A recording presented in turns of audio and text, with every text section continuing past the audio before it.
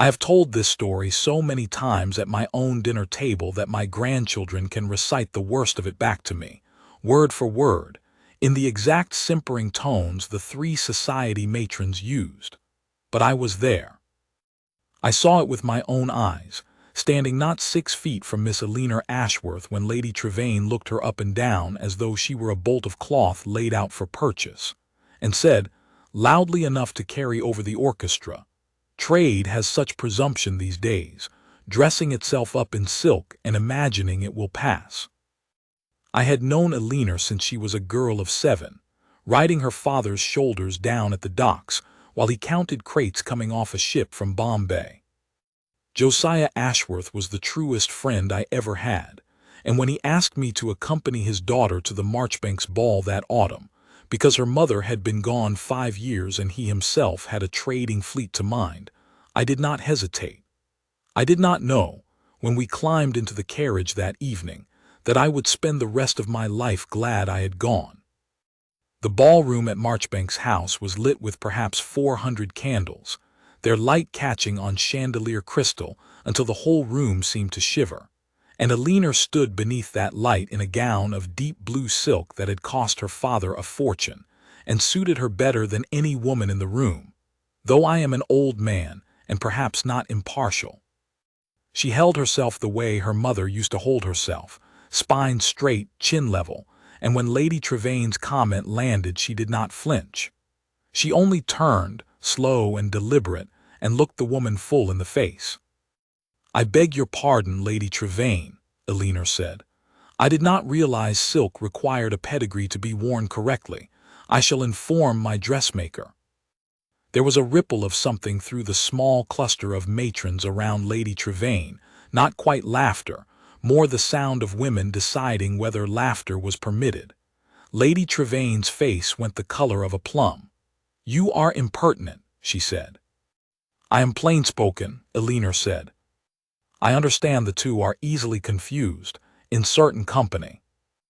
I nearly laughed aloud myself, and had to disguise it as a cough into my glove. But the matrons closed ranks the way they always did, and a young viscount who had been on the verge of asking Eleanor for the next dance, I had watched him work up his courage for a full quarter hour, took one look at the tableau and retreated toward the card room instead, pretending he had never intended to cross the floor at all. That was the cruelty of it. Not the words alone, but what the words accomplished. 3 sentences from Lady Trevane and Eleanor Ashworth stood alone at the edge of a ballroom full of dancing, marked as untouchable, while the woman who had done the marking sailed off toward the punch table with her friends trailing after her like ducklings. I made to go to Eleanor's side, meaning to offer her my arm and perhaps a turn about the room until the sting had time to fade, when I saw a change come over the crowd nearest the ballroom doors, a kind of parting, the way water parts around a keel, and I understood before I even saw him clearly that the Duke of Rossack had entered. I had heard of him, of course, everyone had. Lucian Aldrich, 7th Duke of Rossack, 38 years old, a man who had inherited an estate mortgaged nearly to the rafters and had spent the better part of 15 years hauling it back from ruin, not by marrying money, as half the peerage expected, but by sinking what remained of his own capital into copper mines in the north and refusing to apologize for it. They called him the Copper Duke behind his back, some with grudging respect and some with the particular sneer reserved for a man who had gotten his hands dirty, however profitably. His title kept the worst of that sneer out of his hearing. I would learn, before the night was through, that very little of it escaped his notice regardless. He was a tall man, dark-haired, with the kind of face that did not invite casual conversation, not unhandsome, but guarded, as though he had learned early that warmth given freely was warmth taken advantage of. He stood a moment inside the doorway, surveying the room the way a man might survey a ledger, and I saw his gaze stop on the little scene still hanging in the air near where Eleanor stood. The matrons at the punch table already whispering, the Viscount retreating, and Eleanor herself, alone, magnificent, furious, and doing her level best to look as though she had chosen to stand apart. I did not know, then, what passed behind the Duke's eyes in that moment. I have since had cause to guess, and Alina herself told me more of it years later, once she knew him well enough to report his private thoughts as easily as her own. But what I saw, standing where I stood, was this. The Duke of Rossick crossed the entire length of that ballroom, in perfectly measured strides, past no fewer than a dozen young ladies who straightened at his approach and drew breath to greet him, past Lady Trevane herself, who actually put out a gloved hand as if she expected him to stop and bow over it, and he did not so much as glance at any of them. He walked the whole visible length of Marchbanks House's ballroom floor, in full view of perhaps 200 people, and stopped in front of Alina Ashworth. The orchestra had just come to the end of one set and was drawing breath before the next, so that his voice, though not raised, carried to a good portion of the room. "Miss Ashworth," he said and bowed, "I have not yet had the pleasure. I am Rossick. Will you do me the honor of the next dance?" I watched Alina's face. I have seen her face in every circumstance a man could wish to see a friend's daughter's face, at her christening, at her mother's funeral, at her wedding, at the birth of her own children, and I have never seen it do what it did in that instant, which was to hold, for one full second, absolutely still, as though she did not trust the moment enough to move inside it. Then she inclined her head, with a composure I do not know how she summoned. "The honor is mine, Your Grace," she said, and put her hand in his. I have since heard 3 different accounts of what happened in the room in the following 10 seconds, because everyone who was present swears they alone truly understood its meaning, and every account agrees on the essential fact, which is that the entire ballroom went, for a moment, nearly silent. 200 people watching a duke lead a shipping merchant's daughter onto the floor for the first dance of the evening, ahead of every earl's daughter and baronet's niece present, ahead of Lady Trevane's own unmarried daughter, who had been visibly hoping for exactly that dance herself. Lady Trevane's face, when I finally allowed myself to look at it, was a study I wished I had a portraitist on hand to capture for all time. The music started.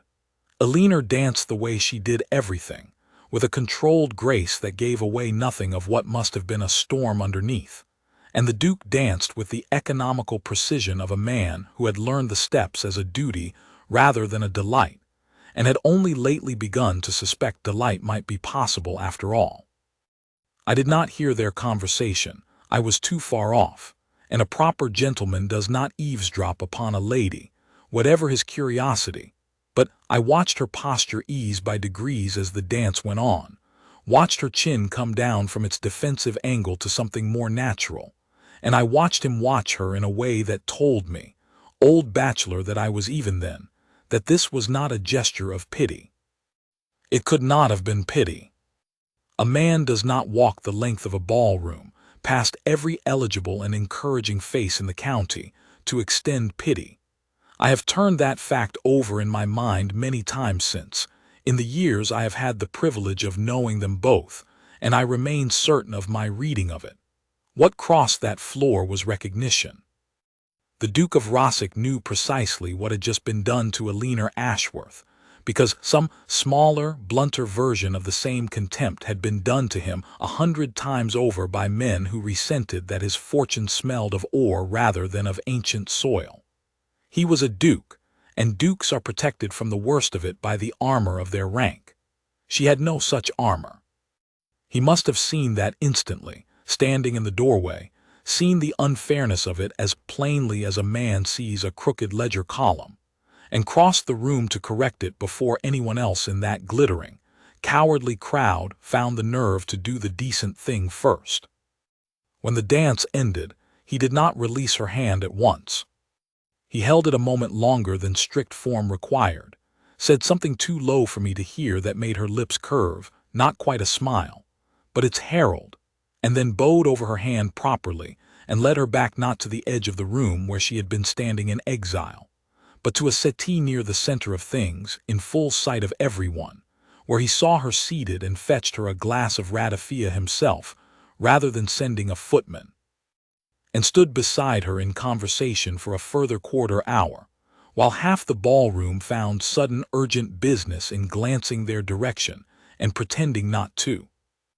I will confess I abandoned my post as chaperone rather thoroughly and drifted close enough, under cover of the crowd's general reshuffling, to catch some fragments of what passed between them. "You did not need rescuing," the Duke said. I remember that precisely because it surprised me. I had expected some gallant apology on society's behalf, and instead he offered her that. "No," Elena agreed, "I did not." "I saw that plainly enough before I crossed the room," he said. "You had already rooted Lady Trevane rather thoroughly on your own account. I merely wished it understood by everyone presently pretending not to watch us that the matter was settled." "And is it settled?" "I should think so," he said, "given that I intend to call on your father tomorrow." I nearly dropped my own glass of ratafia at that. It was, by any reckoning, a piece of forwardness that should have scandalized the room twice over if it had been overheard by the wrong ears. A duke, not 2 hours into an acquaintance, declaring an intention to call upon a shipping merchant. But Elena only tilted her head at him, measuring him the way she measured a bolt of silk before agreeing to its price. "You know nothing of me, your grace, beyond that I was insulted this evening and that you object to insults. I know that you answered Lady Trevane with more wit in one sentence than I have managed to summon against my own detractors in 15 years of trying," he said. "I know that you stood your ground rather than retreating to weep in some antechamber, which is what half this room expected of you and would have enjoyed considerably. And I know that when I asked you to dance, you did not simper, or blush, or pretend astonishment you did not feel.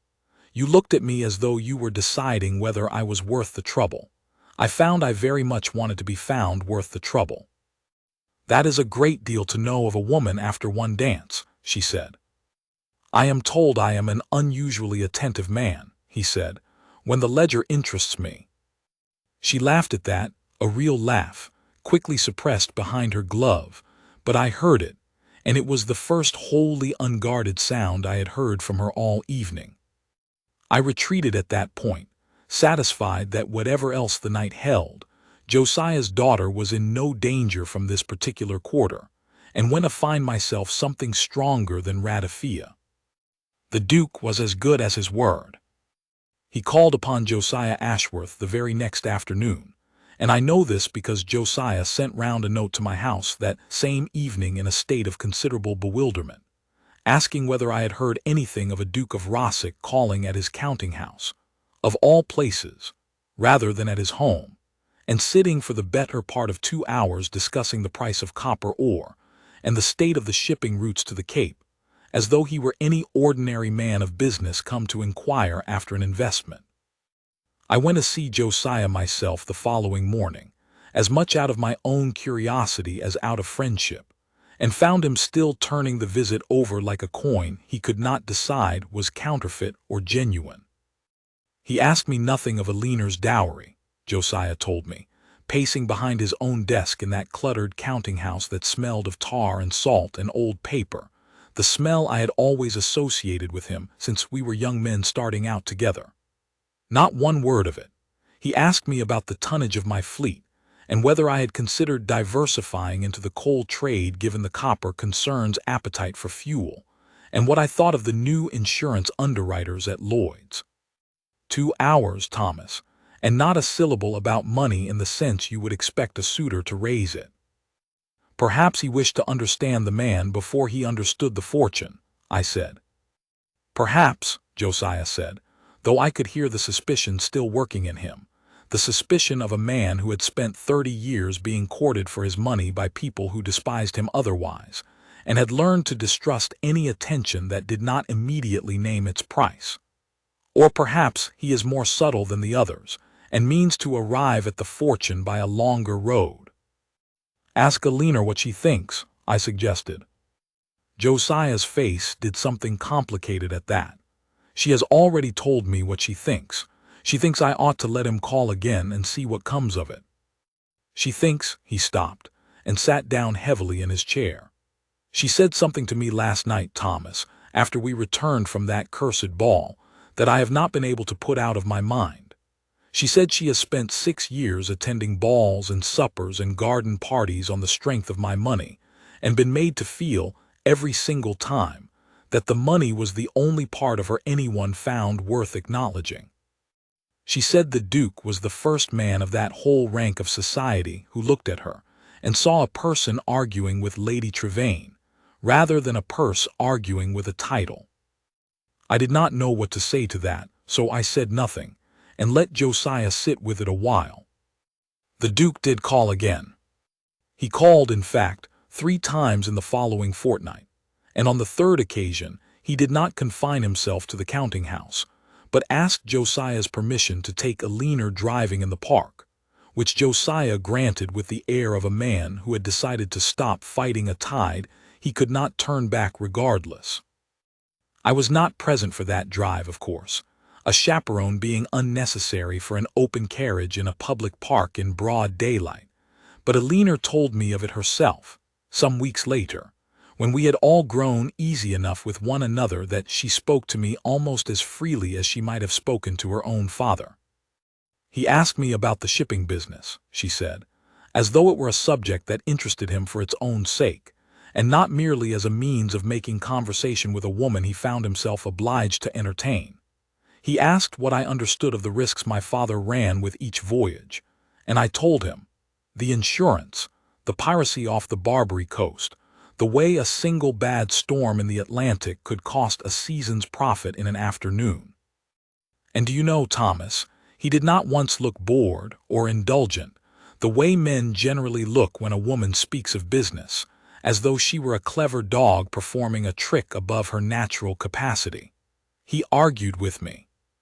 He told me I had underestimated the insurance premiums on the eastern routes, and I told him he was wrong, and we argued about it the whole length of the park, and I do not believe either of us noticed the scenery at all." "And who was right?" I asked. "I was," Alina said, with the particular satisfaction of a woman who had bested a duke on a point of maritime insurance. He admitted it handsomely, though. He said a man who cannot admit an error has no business managing an estate, let alone a copper concern, and that he had made worse mistakes than misjudging insurance rates and lived to correct them. It was in that admission, I think, small as it was, that I first understood why the Duke suited her as no other man of that season had. He did not require her to diminish herself for his comfort. I had watched, over the years, a procession of young men circle Alina's fortune with varying degrees of tact, and every one of them, without exception, had wanted a version of her that agreed with him, admired him, and did not know more than he did about anything he considered his province. The Duke wanted the version of her that argued. I do not know that he had entirely intended it that way. I think, rather, that a man who had spent 15 years fighting his way back from a mortgaged estate through his own labor and judgment had simply lost patience, somewhere along that road, with people who told him what he wished to hear rather than what was true. He recognized in Alina a mind that would not lie to him, and having been lied to, or flattered, which is the same thing wearing a prettier coat, by every fortune-seeking mama in the ballroom for the better part of a decade, he found that quality worth more than any dowry. Society, meanwhile, did not know what to do with itself. I attended, in the weeks that followed, no fewer than 4 gatherings at which the sole topic of conversation, conducted in whispers behind fans and over card tables, was the question of what precisely the Duke of Rossack intended by his continued attentions to Miss Ashworth. Lady Trevane, in particular, could not let the matter rest.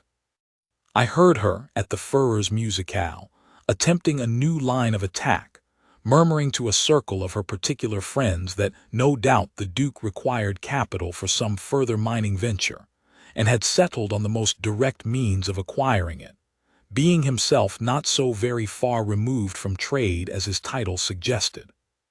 Unfortunately for Lady Trevane, the Duke himself entered the room in time to catch the tail end of this observation, and I am assured by no fewer than 3 witnesses who were present and delighted to recount it to me afterward, walked directly up to her circle, bowed with perfect courtesy, and said, "Lady Trevane, I could not help but overhear you discussing my finances. I should be glad to satisfy your curiosity properly rather than leave you to speculation, since speculation seems to be paining you so. My mining concerns cleared £11,000 last year after all costs, and I require no one's capital, least of all Miss Ashworth's father's, though I will say Mr. Ashworth's understanding of maritime insurance is considerably sounder than that of most men who have never had to risk a farthing of their own upon the sea. Miss Ashworth's understanding of it is sounder still. I find that a great deal more interesting than her dowry, though I am given to understand the dowry is also considerable. Was there anything further you wish to know?" Lady Trevane, by all accounts, had no reply whatsoever to make to this, and the musicale's other guests found sudden urgent interest in the pianoforte. I relate this exchange with particular relish, because I think it shows something of the man that the ballroom scene alone could not. Any man might cross a room once, in a moment of high feeling, and make a gesture. It requires a different order of character to go on making the same choice, quietly and repeatedly, in 100 smaller rooms where no orchestra swells to underscore the moment and no crowd holds its breath, to correct a slander not with anger but with plain fact, delivered evenly, and then to turn the conversation, without any dramatics at all, back to the woman's merit rather than his own magnanimity. He did not wish to be thanked for defending her. He wished the defending to be unnecessary, and where it was necessary, he wished it done thoroughly and without theater. I should say, too, that the courtship was not without its harder passages, for the Duke was no flawless article himself, whatever his admirers, myself now numbered among them, might wish to claim. He had a brooding streak in him, a habit of withdrawing into long silences when a matter troubled him rather than speaking it aloud, which I understand cost Elinor some anxious hours in the early months, when she could not always tell whether his silences concerned her or merely some difficulty at the mines. There was an evening, in fact, some 6 weeks into the courtship, when Elinor came to her father's house in considerable distress after a supper party at which the Duke had scarcely spoken a dozen words to her the entire evening, and had left early without explanation. She said as much to me the following day, for I had called on Josiah and found her there, turning a teacup round and round in her hands without drinking from it. "I do not know what I have done," she said. He was perfectly civil and perfectly distant. As though I were an acquaintance, he was obliged to greet rather than a woman he had been courting for 6 weeks. "Have you asked him?" I said. "I do not know that I have the right to ask him anything," Elinor said, with a flash of the old defensiveness I had seen in her the night of the ball. "He is a duke. I am the daughter of a man who trades in tea and timber. Perhaps he has simply reconsidered the wisdom of the whole business, now that the novelty of defying Lady Trevane has worn off." I did not think this was so, and I told her plainly that I did not think it, but I understood why the fear lived in her. She had spent 6 years being reminded, at every turn, that her worth in that society's eyes was conditional, negotiable, and never quite secure, and it is difficult to unlearn a lesson beaten into a person by 200 repetitions merely because one man crossed one ballroom, however gallantly. As it happened, the truth came out within the week, and it did the Duke considerable credit, though it cost him something to admit it. He called upon Elinor directly. I was told of this conversation by Elinor herself, much later, and I set it down here as near to her own words as memory allows, and told her that the mine at Pentreath, the largest of his copper concerns, and the one upon which the greater part of his fortune and his tenants' livelihoods depended, had suffered a flooding in one of its lower galleries that week, and that 2 men had very nearly drowned before the pumps could clear the water, and that he had spent the days since in a state of such grim anxiety over the safety of his workings, and his men that he had not trusted himself to be fit company for anyone. I did not wish to bring that darkness into a supper table, he told her, and I did not wish to explain it either, because I have spent 15 years learning to carry the weight of that estate without leaning on anyone for the carrying of it, and it did not occur to me, until I saw your face across that supper table, closed off in a way that frightened me a good deal more than the flooding had, that a man courting a woman owes her better than a locked door. I am not accustomed to owing anyone an explanation of my silences. I find I am willing to learn the habit, if you will have the patience to teach it to me. Eleanor told me she nearly wept at that, not from hurt but from something nearer relief, the discovery that his silence was not judgment of her but simply the shape of a man who had learned, young and hard, to bear his burdens alone, and was now, for her sake, unlearning it by degrees. I do not require you to carry nothing alone, she told him. I require only that you tell me when the weight is there, so that I need not invent worse reasons for your silence than the truth ever was. I set this exchange down at some length because I think it is the truest part of the whole story, truer even than the ballroom, though the ballroom is the part everyone wishes to hear repeated. The ballroom showed the world that the Duke had chosen her. This quieter scene, in a private parlor with no audience at all, showed Eleanor, and showed me, once she related it, that the choosing was not a single grand gesture spent once and never renewed, but a discipline he meant to keep practicing, awkwardly and imperfectly, for as long as they both should live. A brooding man does not become a man without shadows merely because he falls in love.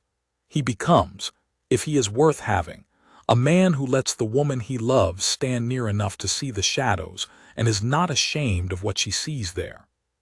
He took her, not long after, to see Rosick itself, the estate that had given him his epithet, though I understand the great house bore no copper in its construction at all, being built of good gray stone 2 centuries before anyone in the family had thought of mining. I visited myself, some months later, at the Duke's own invitation, extended I think largely out of courtesy to Josiah, who could not himself easily leave his counting-house and fleet for a fortnight's visit to the north, and asked that I go in his stead to see how his daughter was received. I will say this plainly, Rosick was not the cold, echoing pile I had half expected of a bachelor duke's household. It was a working estate, full of purpose. The Duke walked me himself through the home farm and the tenant cottages, all of them sound-roofed and well-kept, and told me, with a pride he did not trouble to disguise, that every shilling the copper mines had earned beyond what the estate required had gone first into repairing what 50 years of his predecessors' neglect had allowed to fall into disrepair, and only afterward into anything resembling luxury for himself. My father inherited debt and called it dignity, he told me, as we stood looking out over a stretch of newly drained pasture land that his tenants were bringing under the plow for the first time in a generation. He would sooner have let this whole estate crumble around his ears than dirty his hands earning the money to save it. I could not stomach that kind of pride. I went north instead into the mines, and I do not regret one day of it, whatever it has cost me in society's opinion of my hands. And what does society's opinion of your hands cost you precisely? I asked, for I found I liked this bluntness in him and wished to test how deep it ran. He smiled at that, the first true smile I had seen cross his face, faint as it was. A certain quantity of invitations I do not miss, and a certain quantity of respect I find I would rather earn than inherit, he said. I imagine you understand the calculation. Your friend Ashworth built his own fleet up from 2 ships to 20, did he not, without the benefit of any name at all to open doors for him? He did, I said. Then he and I are not so very different in kind, whatever the difference in our titles, the Duke said. I think that is why I understood, the instant I saw what Lady Trevane had done to Miss Ashworth, precisely what she was suffering. I have stood in rooms where men murmured copper, behind their hands the way she has stood in rooms where women murmured trade. The difference is that my title has always stood between me and the worst of it, like a wall I did not build but was permitted to shelter behind. She has had no such wall. I did not think that fair, and I do not generally leave things I consider unfair uncorrected, where it is in my power to correct them. It was during that same visit that I came to understand how thoroughly Alina had already made her mark upon the household. For the housekeeper, a formidable Yorkshire widow named Mrs. Price, who had run Rossick for 11 years, and who I had been warned might view any prospective mistress with considerable suspicion, told me without my even asking that Miss Ashworth had spent the better part of an afternoon in the estate office reviewing the tenant ledgers with the steward, and had identified an error in the rent accounts that had gone unnoticed for 3 years running, costing the estate a not inconsiderable sum. She has a head for figures the equal of any man I've seen come through that office, Mrs. Price told me, with the particular grudging respect of a Yorkshirewoman handing out a compliment she had not expected to need. And she asked after every tenant family by name before she'd so much as sat down to tea. I'll say this for his grace, for all his mine-owning ways, he's chosen better than his father ever did, and his father married an earl's daughter who couldn't tell you the name of a single soul on this estate in 30 years of being mistress of it. I carried that report back to Josiah with no small satisfaction, and watched some of the last of his lingering wariness dissolve on the spot. There was one other person whose good opinion Alina won that year, and his story deserves telling, for he was the hardest one of the whole household. The Duke's steward, a spare, weathered man named Halloway, had privately concluded, on first hearing of his master's interest in a shipping merchant's daughter, that the Duke had merely exchanged one fortune-hunting bride for another, dressed in prettier language. What changed his mind was a wet Tuesday in early winter, when a drainage culvert on the low pasture gave way, threatening to flood 2 tenant cottages. The Duke was away in the north, and Halloway, managing the crisis alone, sent word to Alina on the desperate chance she might know where an engineer could be found on short notice. Alina did not merely send a name. She arrived at Rossick within 2 days with one of her father's own coastal surveyors in tow, and stood in the mud beside Halloway a full afternoon, directing the shoring of the culvert with an authority he had not expected of any lady of his acquaintance. She did not once ask whether the mud would spoil her boots, Halloway told me afterward, with the gruff respect of a man mistrustful of his own generosity in giving a compliment. She asked whether the second cottage's foundation was undercut, and sent word to his Grace's bankers herself, on her own authority, before he'd even returned to be consulted. Rossick has had ornaments enough passing through it in my time. It has never had a mistress who'd stand in the mud for it. I have always treasured that account, because Halloway owed Alina nothing and had every reason of habit to distrust her, yet gave his good opinion anyway, earned honestly, in the mud, with no candlelight and no audience to make it romantic, the surest proof that what the Duke had seen in her that first night was no trick of chandelier light, but the plain truth of her character. The engagement, when it came, was announced first in the quiet way such things are properly announced, through a notice placed with due formality, and then in the considerably louder way that society insisted upon, through a betrothal ball held at Rossick's town house that winter, to which, I confess I take a petty pleasure in relating this, Lady Trevane and her circle were obliged, by the ordinary rules of precedence and politeness, to be invited, being persons of sufficient rank that their exclusion would itself have caused talk. They came.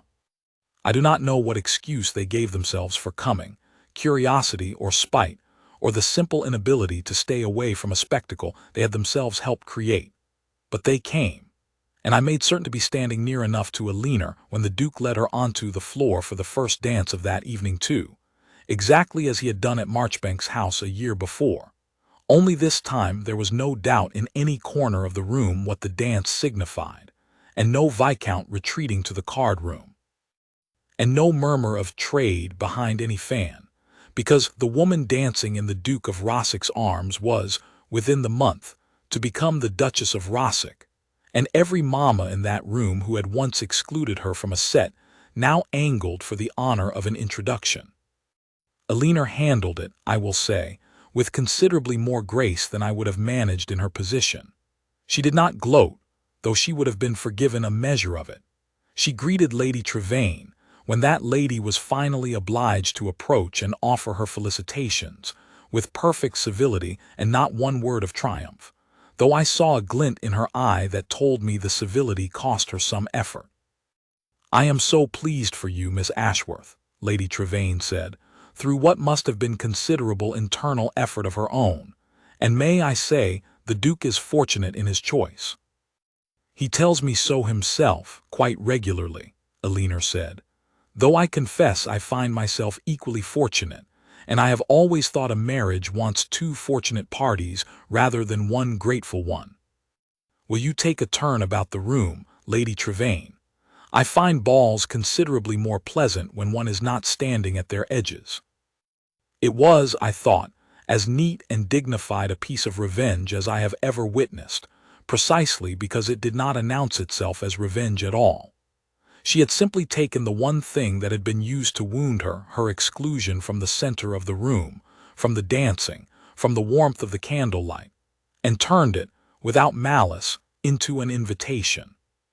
Lady Trevane took her arm, because there was nothing else to be done, and the two of them walked the length of the ballroom together, and I do not know what passed between them in that walk, but Alina told me afterward that it was the last time in her life Lady Trevane ever spoke to her as anything other than an equal, which I suppose was as much correction as the situation required or deserved. The night before the wedding, Josiah asked me to sit with him a while in his study above the counting-house floor, ostensibly over some final matter of the settlement, though I understood well enough he wanted company for a different reason entirely. "I built all this for her," he said, gesturing at the ledgers and shipping charts that had furnished that room since she was a girl of 7. Every voyage, every year I spent away from her at sea, I told myself it was so she should never want for anything. And then I watched society spend 6 years telling her that everything I had built was the very thing disqualifying her from a decent welcome in a ballroom. There were nights, Thomas, I wondered whether I had done her more harm than good. "And now?" I asked. "Now," Josiah said, his voice catching in a way I had not heard since his wife's funeral, "she marries a man who looked past the fortune to the woman raised on the strength of it, and I think perhaps I did not fail her after all. I only wish her mother were here to see it." "She would be proud of you both," I told him, and we sat a while longer in comfortable silence before turning in to rest before the morning. The wedding itself took place the following spring, at the small stone church nearest Rossick, with Josiah Ashworth walking his daughter down an aisle strewn with early violets, weeping without shame the whole way, and myself standing near enough to see the Duke's face as she came toward him, which was not the guarded, ledger-reading face I had first seen across that ballroom a year and more before, but something entirely undefended, entirely open. The face of a man who had spent 15 years building walls around an estate and a fortune, and had finally found something he did not wish to wall off from himself at all. I danced with the new Duchess myself, at the wedding breakfast, an old man's privilege I claimed shamelessly, and she granted with the same warmth she had shown me since she was a girl on her father's shoulders at the docks. "You were there the night it began," she said to me, as we turned slowly about the floor, considerably slower than the dancing of young people, befitting my age and my knees. "I have always wondered what it looked like from where you stood. I could only see Lady Trevane's face and his." "It looked," I told her, "like the whole room holding its breath at once, and then remembering altogether that it had forgotten how you carried yourself before he ever crossed that floor. You had already won that argument with Lady Trevane on your own account, my dear." He simply made certain the rest of the room could not pretend not to have noticed. "He says something very like that himself," she said, smiling, though he says it more plainly. He says he did not rescue me. He says he merely refused to let the room go on pretending it hadn't seen what I'd already done for myself. He is right, I said. He generally is, she said, though I do not tell him so as often as I might, for fear of the effect on his character. I have thought often about what made that single crossing of a ballroom floor into something more than a romantic gesture, something that has lasted through the raising of 3 children at Rossick, and the steady, unglamorous work of 2 people building a life out of copper and canvas sail and stubborn mutual respect. I have decided it is this. The Duke did not choose Eleanor Ashworth because she needed choosing, as though she were a stray thing waiting to be picked up off a ballroom floor. He chose her because he recognized, watching her stand alone under those 400 candles with her chin level against Lady Trevaine's cruelty, a person who did not require rescue and would not have thanked him for offering it as rescue. What he offered instead was recognition, delivered in the plainest and most public terms available to a man of his rank. The same recognition he had spent 15 years wishing someone had extended to him, in the rooms where they murmured copper instead of trade. She married a man capable of admitting when he was wrong about insurance rates on the eastern shipping routes, and capable, too, of admitting when his silence had frightened the woman he loved, and willing to unlearn 15 years of solitary burden-bearing for her sake, one difficult conversation at a time. He married a woman who had spent 6 years absorbing every insult society could invent for a fortune not old enough to suit its taste, and had emerged from those 6 years neither bitter nor broken, but sharpened. A woman who could rout a marchioness with a single sentence about dressmakers and pedigree, and who brought that same sharp, clear-eyed competence to a tenant ledger 3 years in error, and to a marriage that has never, in all the years I have watched it, required either party to diminish the other for the sake of a peaceful table. I am an old man now, and I have buried Josiah these past 6 years, God rest him, and stood godfather to the eldest of the Rossick children, and watched Lady Trevane grow old and considerably quieter in her opinions, as women do when the world persists in proving them wrong. I have told this story at every dinner table that would have me, because I think there is something in it worth the telling beyond the simple pleasure of watching cruelty answered, though I will not pretend that pleasure isn't considerable.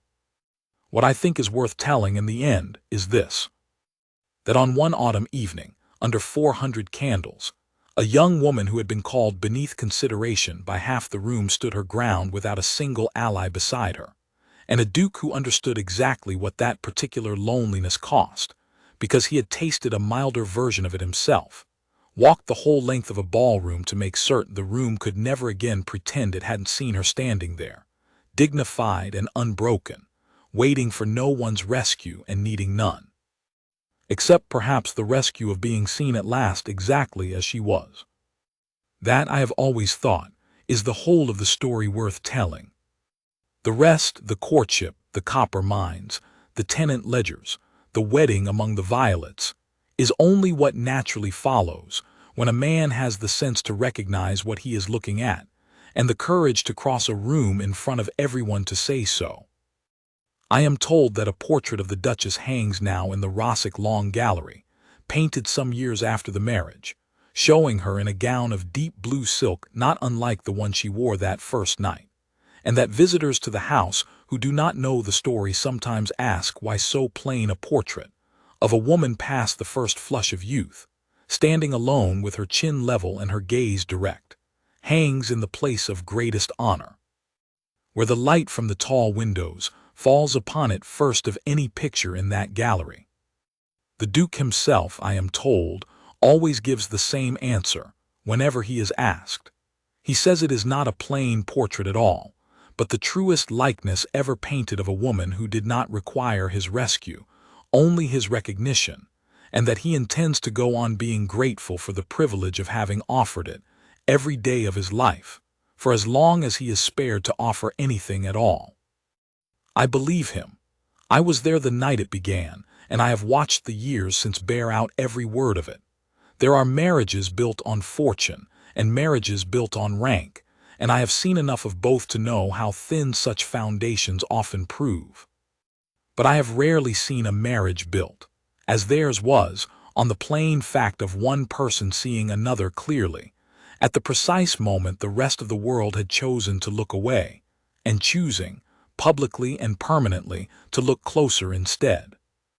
Lady Trevane, so far as I am aware, still winces slightly whenever the subject of that particular ball arises in company. I confess I have never gone out of my way to spare her the wincing. Some comeuppances, once earned, deserve to be remembered in full, and I have always considered it among the great satisfactions of my long life that I was permitted to witness this one from so near a vantage, and to call both its principals my friends for every year that has followed.